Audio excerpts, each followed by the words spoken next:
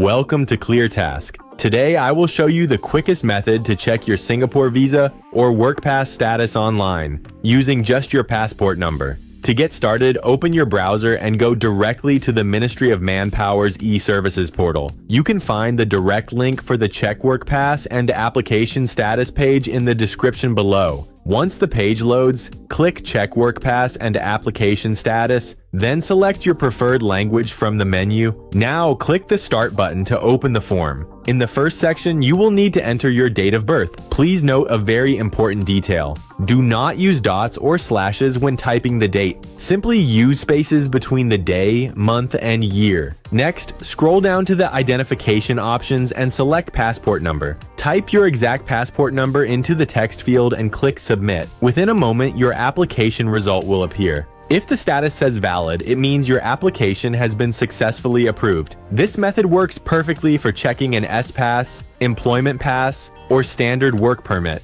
That is all it takes. For a full written version of this tutorial, be sure to check out the article over on Guide to Do. If this video helped you, please leave a like and subscribe to ClearTask for more fast, straight-to-the-point tutorials. Thanks for watching.